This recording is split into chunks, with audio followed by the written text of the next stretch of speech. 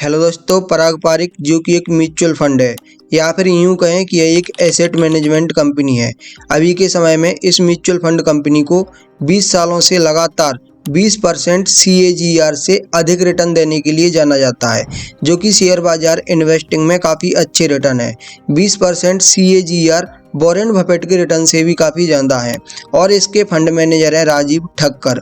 तो अभी के समय में इन्हें एक सक्सेसफुल फंड मैनेजर के तौर पर देखा जाता है। अभी इनके पास 25 से 26 लाख क्लाइंट्स हैं और उनका लगभग 65 करोड़ फंड मैनेज करते हैं।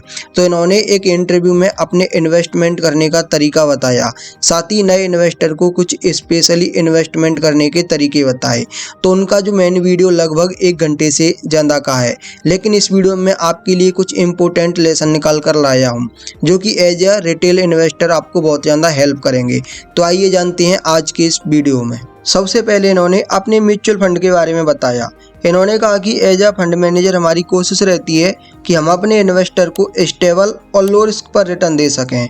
इसके लिए अपने इन्वेस्टमेंट को लार्ज कैप, मिड कैप और स्मॉल कैप कंपनियों में डाइवर्सिफाई करके इन्वेस्ट करती हैं। साथ ही कुछ पैसा फॉरेन स्टॉक के साथ साथ कैश में भी इन्वेस्ट करती हैं, जिसके चलते है खराब मार्केट सिचुएशन में भी बेहतर कंडीशन में होती हैं। जब इनसे पूछा गया कि स्टॉक सिलेक्शन के लिए क्या चीज़ें ज़रूरी है, जिन्हें देखकर किसी स्टॉक में इन्वेस्ट करना चाहिए या फिर किसी स्टॉक को अवॉइड करना चाहिए, तो इन्होंने कुछ पॉइंट बताए। मैं आपको एक एक करके बता देता हूँ। स्टॉक सिलेक्शन की बात आती है तो थोड़ा अगर उस पर नज़र डालें तो वो कौन सी 2 या 3 सबसे इंपॉर्टेंट चीज़ें हैं वो आप कंपनी में देखते हैं बिफोर पिकिंग कि अगर ये क्राइटेरिया में नहीं है या फिर ये अगर नहीं है उस स्टॉक में तो आई जस्ट अवॉइड इट। तो इन्होंने पॉइंट नंबर 1 बताया कि कंपनी के प्रमोटर के बारे में जानना चाहिए, उन पर कोई केस या फिर कोई फ्रॉड वगैरह का केस तो नहीं है। अगर किसी कंपनी का प्रमोटर या फिर मैनेजमेंट सही नहीं है तो उस कंपनी के स्टॉक को इन्वेस्टमेंट करने से अवॉइड करना चाहिए।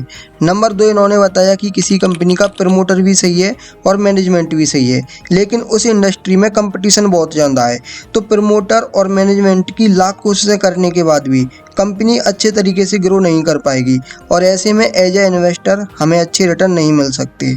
और पॉइंट नंबर 3 उन्होंने बताया वैल्यूएशन देखें।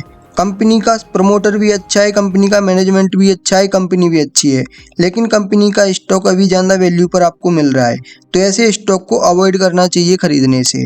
और नंबर 4 इन्होंने बताया कि न्यू लिस्टिंग कंपनी में इन्वेस्ट ना करें। जब भी कोई कंपनी नई लिस्ट होती है तो हमारे पास रिकॉर्ड कम होता है जहाँ पर हम कंपनी को ट्रैक कर सकें, तो ऐसे में प्रमोटर और मैनेजमेंट का अच्छे तरीके से पता नहीं चल पाता, तो ऐसी कंपनी में हमें इन्वेस्ट करने से बचना चाहिए। कुछ समय तक हमें कंपनी को सिर्फ ऑब्जर्व करना चाहिए। हमका भी कोई ऐसा तरीका बताई दो ना कि हमारा बिजनेस भी एक्सपांड हो जाए। मैं गोलगप्पों के बिजनेस की ऐसी रिपोर्ट प्रोजेक्ट करूंगा, लोग समझेंगे ये बहुत बड़ा फूड इंडस्ट्रियल यूनिट है और कंपनी का नाम रखेंगे पीपी वाटर बॉल्स। आप तो कह रहे थे कि PP water balls English company है, फॉरेन कोलैबोरेशन है। मुझे भी आज ही पता चला कि पीपी वाटर बॉल्स गोलगप्पे बनाने वाला कोई प्रेम प्रकाश है। इसके बाद अगर हमें लगता है कि मैनेजमेंट भी कंपनी का सही है, कंपनी ग्रो भी अच्छा कर रही है, कंपनी में इन्वेस्ट करने से आपको बेनिफिट मिल सकता है, तभी आपको उस कंपनी में इन्वेस्ट करना चाहिए। और पॉइंट नंबर 5 इन्होंने बताया कि जब हम किसी कंपनी को अच्छे तरीके से एनालिसिस करके उसमें इन्वेस्ट करती हैं, लेकिन फ्यूचर में कंपनी कुछ ऐसे बिजनेस करती है जो एज ए इन्वेस्टर हमें पसंद नहीं आती है, तो ऐसे समय में हमें कंपनी से एग्जिट लेना चाहिए। और पॉइंट नंबर 6 जब इनसे पूछा गया कि लॉकडाउन जैसे समय में मार्केट बहुत ज़्यादा गिरा था, तो ऐसे समय में आगे क्या स्ट्रेटेजी रखनी चाहिए, तो इसके बारे में इन्होंने कहा कि ऐसा समय हमेशा के लिए नहीं आता। अगर मार्केट 3, 6 या फिर 12 महीने तक गिरता भी है, तब भी कुछ समय बाद कंपनियां फिर से खुलेंगी, फिर से कंपनियां बिजनेस करेंगी, कंपनियां फिर से प्रॉफिट में आएंगी। तो ऐसे समय में कुछ समय के लिए हमें लॉस देखने के लिए मिल सकता है, लेकिन ऐसे समय में हमें उन कंपनियों में इन्वेस्टेड रहने से दिक्कत होगी जिन कंपनियों के पास कर्ज ज़्यादा है, तो कर्ज वाली कंपनियों में इन्वेस्ट करना हमें अवॉइड करना चाहिए। और पॉइंट नंबर 7 इन्होंने कहा कि लोगों को SIP के थ्रू निवेश करना चाहिए, जिससे मार्केट में इन्वेस्टेड रहने में डर नहीं लगता है, क्योंकि SIP के द्वारा हम तब भी निवेश कर रहे थे जब मार्केट सबसे खराब स्थिति में था, और हम मार्केट में तब भी निवेश कर रहे थे जब मार्केट काफ़ी अच्छी स्थिति में था। तो SIP के द्वारा हमें लॉन्ग टाइम में अच्छे रिटर्न देखने के लिए मिल जाते हैं। और पॉइंट नंबर 8 ये बताते हैं कि अपने पोर्टफोलियो को लार्ज कैप, मिड कैप और स्मॉल कैप में डाइवर्सिफाई करें। कम से कम 75% लार्ज कैप के स्टॉक खरीदें, वहीं 25% स्मॉल कैप और मिड कैप में इन्वेस्ट करें। इन्होंने कहा कि लार्ज कैप कंपनी रोटी और सब्जी की तरह हैं, जो हमें अपने पोर्टफोलियो में ज़्यादा रखनी चाहिए। वहीं स्मॉल कैप और मिड कैप चटनी और अचार की तरह हैं, जो हमेशा हमें अपनी थाली में कम रखनी होती हैं, क्योंकि लार्ज कैप कंपनियों का बिजनेस डाइवर्सिफाई होता है, इसीलिए रिस्क कम होता है, और वहीं पर मिड कैप और स्मॉल कैप कंपनियों का बिजनेस कम डाइवर्सिफाई होता है, तो यहाँ पर रिस्क काफ़ी ज़्यादा होता है। पॉइंट नंबर 9, इन्वेस्टमेंट के लिए अच्छी कंपनी के सिलेक्शन के बारे में इन्होंने कहा कि हमारा काम क्रिकेट टीम के सिलेक्टर की तरह होता है। पिछले परफॉर्मेंस को देखते हुए हम प्लेयर अपनी टीम में तो ले लेते हैं, लेकिन आने वाले गेम में कौन सा प्लेयर किस तरीके से परफॉर्मेंस करेगा, यह सारे प्लेयर्स पर डिपेंड करता है।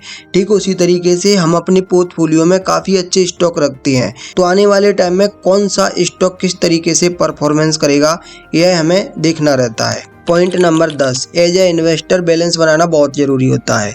साथ ही अपने रिस्क और लाइफ स्टेज को ध्यान में रखते हुए इन्वेस्ट करना चाहिए। जैसे अगर कोई व्यक्ति रिटायर है तो उसे रेगुलर इनकम चाहिए, तो उसे अपने पोर्टफोलियो में ज़्यादातर बॉन्ड्स रखनी चाहिए, लगभग 50 से 75% तक। और वहीं कोई यंग इन्वेस्टर है तो उसे अपने पोर्टफोलियो में ज़्यादातर इक्विटी रखना चाहिए, लगभग 50 से 75%। और इसके अलावा अगर कोई व्यक्ति जॉब कर रहा है और उसका पीएफ जमा होता है, तो ऐसे में उसकी पीएफ का पैसा ज़्यादातर बॉन्ड्स में ही इन्वेस्ट रहता है, तो उसे अपनी सेविंग का ज़्यादातर हिस्सा इक्विटी में निवेश करना चाहिए। और पॉइंट नंबर 11, जब इनसे F&O के बारे में पूछा गया तो इन्होंने कहा कि फ्यूचर एंड ऑप्शन ट्रेडिंग से दूर रहें।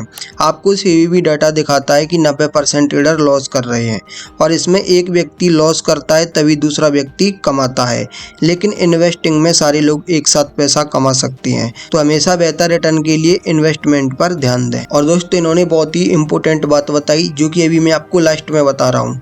इन्होंने कहा कि हम लोग पास्ट के रिटर्न देखते हुए कंपनियों में इन्वेस्ट करते हैं, तो पास्ट के रिटर्न हमें फ्यूचर में निराश कर सकते हैं, और मार्केट में उतराव चढ़ाव आता रहता है। यह मार्केट का एक रेगुलर फीचर है जो कि चलता रहेगा। तो दोस्तों, ये सारे पॉइंट कवर करने के बाद ये वीडियो काफ़ी ज़्यादा नॉलेजेबल हो जाता है। तो ये वीडियो अगर आपको पसंद आया है तो वीडियो को लाइक करना और चैनल को भी सब्सक्राइब कर लेना। ये वीडियो देखने के लिए आपका बहुत बहुत धन्यवाद।